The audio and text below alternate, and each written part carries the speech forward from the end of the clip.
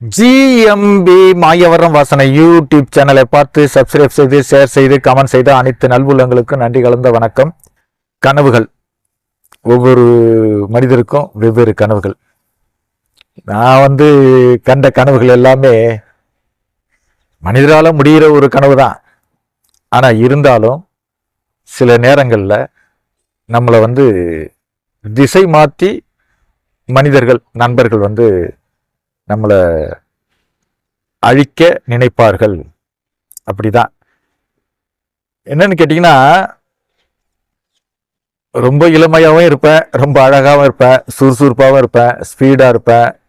பல திறமைகளை உட்காந்த இடத்துல டி ராஜ் இந்த மாதிரி பாட்டு பாடி காட்டுறது, நம்ம சிற்பி மாதிரி பாட்டு பாடி காட்டுறது. இன்னும் சொல்ல போனீங்கன்னா, சிற்பிகிட்டலாம் பல நாள் அவரோட ஹார்மோனி பெட்டி எடுத்துக்கிட்டு அவரோட பயணம் செஞ்ச நாட்கள்லாம் இருக்கு. என்னோட உயிர் நாடி திரைப்படத்து கதையை அவர்கிட்டலாம் சொல்லி அந்த பாடல்லாம் பாடி காட்டுவேன். அவர் ரொம்ப அற்புதமாக இருக்குலாம் சொல்லுவார். அதே மாதிரி அவரெல்லாம் மியூசிக் ஆகிட்டார்னா நமக்கு பாடல் எழுத வாய்ப்பு தருவாங்கங்கிற ஒரு கனவு. அதெல்லாம் ஒன்றுமே செய்யலை அவங்க. அது ஏன்னு எனக்கு புரியல இது வரைக்கும்.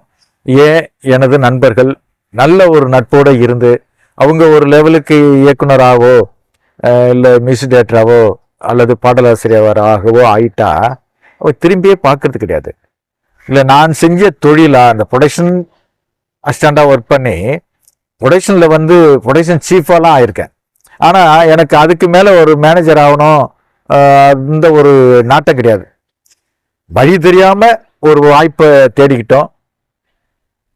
காஸ்டியூம் கார்டு எடுத்தோம், மேக்கப் மேனு கார்டு எடுத்தோம், லைட் மேனு கார்டு. அப்போ அந்த காலத்துல ஒரு அரிசி போட்டு கொடுப்பாங்க. அதை கண்டினியூவாக சந்தா கட்ட ஒரு சூழலில் தான் எல்லா கார்டுமே கேன்சல் ஆகிப்போச்சு. அந்த மாதிரி நிலையில் சிற்பியை நான் பயணித்து சிற்பி கூட போயிட்டு பல நாள் பல பாடல்களை பாடி காட்டி அவர் வாய்ப்பு தரேன்னு சொல்லி அவர் பெட்டியை எடுத்துகிட்டு போகுது, துடைக்கிறது, வைக்கிறது, இப்படிலாம் இருந்து அவரும் என்னை ஏமாற்றிட்டாரு. அவரு பற்றியும் ஏற்கனவே சொல்லியிருப்பேன். அதுக்கப்புறம் பரணியும் நானும் பக்கத்து காம்பவுண்டில் கொடுத்துனா இருக்குவோம். அப்போ நான் நல்ல வருமானம் எனக்கு. அப்போ என்ன பண்ணிட்டேன், பரணிகிட்ட போயிட்டு என்னோட கவிதைகள் எல்லாம் ஒரு புத்தகம் வெளியிடும். உன்னோட கவிதைகள் பாதி பரணி, என்னோட கவிதை பாதி பரணின்ட்டு 2 பேருக்குள்ள ஒரு ஜென்டில்மேன் பேச்சுவார்த்தை பேசி நான் ஒரு 3000 பணத்தெல்லாம் கொடுத்துட்டேன். 3000 பணத்தை கொடுத்துட்ட பிறகு அவரை பார்க்கவே முடியல. அவர் ஆல்பம் பண்ண போகிறேன், என்ன மாதிரியே ஆல்பம் பண்ண போகிறேன், அது பண்ண போகிறேன், இது பண்ண போகிறேன், விஜய் எல்லாம் பாட வச்சு விஜயோட அப்பாலாம் ஹெல்ப் பண்ணி அவர் ஒரு படத்துக்கு மிஸ்டேட் ஆகினாரு. அவரும் ஒரு காலகட்டத்தில் பயங்கர பிஸி ஆயிட்டாரு. ஒரு காம்பவுண்டில் இருந்த ஒரு நண்பர் தானே, ஒன்றுகிட்ட நம்பி நான் 3000 பணம் கொடுத்துருக்கேன்ல, எதுக்கு கவிதை புத்தகம் வெளியிடுறதுக்கு. ஆனால் இப்போ அதெல்லாம் ஏற்றுக்க மாட்டாங்க, அதெல்லாம் இப்போ மறுத்துருவாங்க. அன்னைக்கு விஜயராகபுரத்தில் நான் இருக்கும்போது இந்த பரணிங்கிற நண்பர் கூட நான் பல நாள் சுற்றி இருக்கேன். ஆனா அவரும் பெரிய லெவல்ல வந்தாரு, என்னோட வரிகளை கூட சுட்டாரு. ஆனா எனக்கு வாய்ப்பு தரல. அந்த கனவு நிறைவேறாம போயிடுச்சு. அதே மாதிரி நம்ம விக்னேஷ், நடிகர் விக்னேஷ், அவரு ஏவிஎம்க்கு முன்னாடி பீடா கடை, ராஜுட்டு ஒரு கூல்ட்ரிங்க்ஸ் கடை இருந்துச்சு, அதுக்கு பக்கத்துல பீடா கடை வச்சிருந்தாரு. அவரை நான் பீடா வாங்க போகும்போதெல்லாம் நீ ஹீரோ மாதிரி இருக்குன்னு சொல்லுவேன். அவரு எல்லாருமே சிரிப்பாங்க. ஹீரோ மாதிரி இருக்குன்னா அவருக்கு ஆசை வார்த்தை காட்டியா அப்படிம்பாங்க. அப்புறம் பார்த்தீங்கன்னாக்க எங்க கதிர் சார்கிட்ட அவரோட போட்டோலாம் காட்டி அது ஒரு பெரிய விஷயமெல்லாம் நடந்துச்சு. அவரும் ஹீரோ ஆகிட்டாரு. அப்போ கடைசி வரைக்கும் அவர் KKNL ஷிஃப்ட் ஆகி போனார். அது வரைக்கும் நட்போடு தான் இருந்தார். நான் அவர்கிட்ட இந்த மாமணிக்கேத்த பொண்ணு கதையை அவர்கிட்ட நான் சொல்லியிருக்கிறேன். அவர் கதையை கேட்டு சூப்பராக இருக்குன்ட்டாரு. அதேமாரி ராசாவின் மனசில் ஒரு பொண்ணு அதாவது டான்ஸராக கம்பெனி நடிகையாக வந்துருந்துச்சு.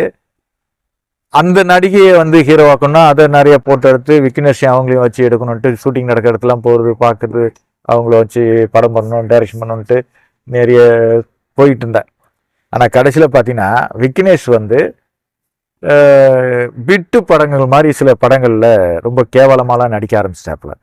கேட்டாக்க வாய்ப்பு கிடைக்கல அப்துல்லா, அதனால நான் அதை பயன்படுத்திட்டேன்ட்டு என்னோட சீனையே வந்து வேற ஒரு படத்துல சொல்லி அவரு ஒரு காமெடிலாம் பண்ணாரு. அதுக்கு பிறகு டோட்டலா அவரை நான் பார்க்கறது இல்லை. இவங்களை எல்லாம் ஏன் சொல்லிட்டு வரேன்னு கேட்டீங்கன்னா, இவங்க பெரிய மனிதர் ஆயிட்டா, இவங்க ஹீரோ ஆயிட்டா, இவரு மினிஸ்டர் ஆயிட்டா, இவரு வசதி வாய்ப்பு ஆயிட்டா, நமக்கு உதவி பண்ணுவாங்கங்கிற ஒரு நம்பிக்கை தான். உதவினா நான் பணங்காசு உதவியெல்லாம் யார்ட்டையும் கேட்டதே கிடையாதுங்க.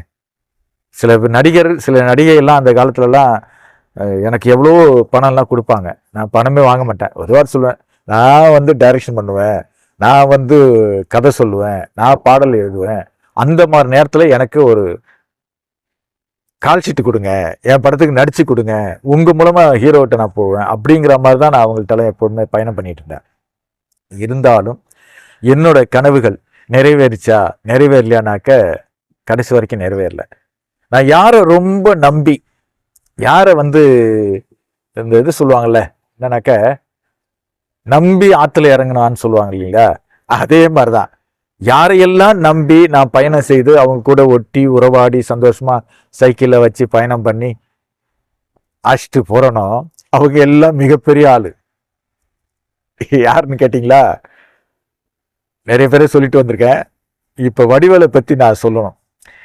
நடிகர் வடிவேலு அவரு வந்து பயங்கரமா இன்னைக்கு வளர்ந்துட்டாரு. கோடி கணக்கில் சொத்து இருக்கு, லட்ச கோடி இருக்கு, இப்ப நல்லா செட்டில் ஆயிட்டாரு. ஆனா விஜயண்ணனே எழுத்தாரு. விஜயண்ணட்ட நான் தான் சக்கரதேவன் படத்துக்கு லெட்டர் போட்டு வர வச்சு அவரு அழைச்சிட்டு போனது, இது எல்லாம் இருக்கு.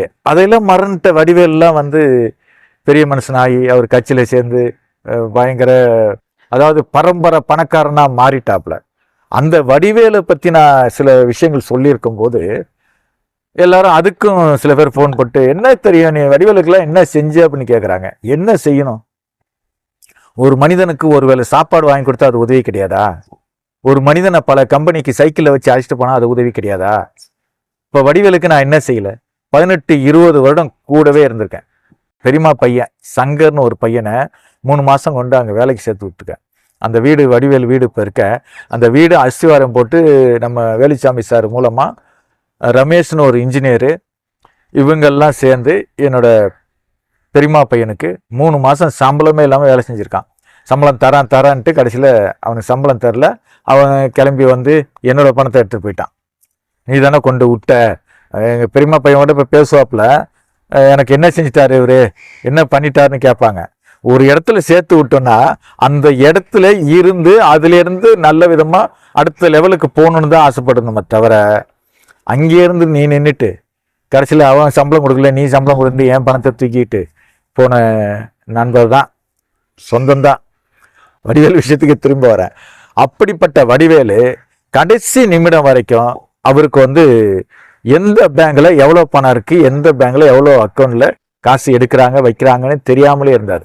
இப்போ முருகேசனன்னு ஒருத்தர் இருந்தாரு. வடிவேல்கிட்ட போயிட்டு கதை சொல்றேன். என்னன்னாக்க ஒரு 2 ப்ரொடியூசரை பேசி வச்சிருந்தேன். ஒன்று வந்து வேலுச்சாமி சாரு, அவரு ப்ரொடியூசரு. இயக்குனர் வந்து நம்ம சுரேஷ் சாரு, அதாவது சபரி அரசு படம்லாம் எடுத்தாரு அந்த சுரேஷ் சாரு. அவர்கிட்டையும் சொல்லி ஓகே பண்ணிட்டேன். வேலுச்சாமி சார்ட்டையும் சொல்லி ஓகே பண்ணிட்டேன். இவங்களை இன்ட்ரடியூஸ் பண்ணி வச்சுட்டேன்.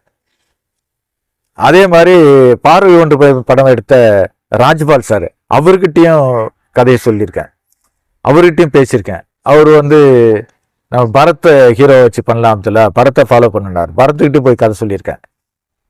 இது எல்லாம் சொல்லி அவங்க எல்லாம் ஓகேண்டுவாங்க. கடைசியில் பரத் வந்து 555 ஒரு படம் ஒர்க்கு நடந்துட்டு இருக்கு. அப்போ சொல்றாரு, ஆனால் இந்த படம் ரிலீஸ் ஆகிடுச்சுன்னா எனக்கு 75 லட்ச ரூபா சம்பளம்ண்ணே, புது டைரக்டருக்குலாம் நான் வாய்ப்பு தர முடியாது அப்படின்ட்டாரு.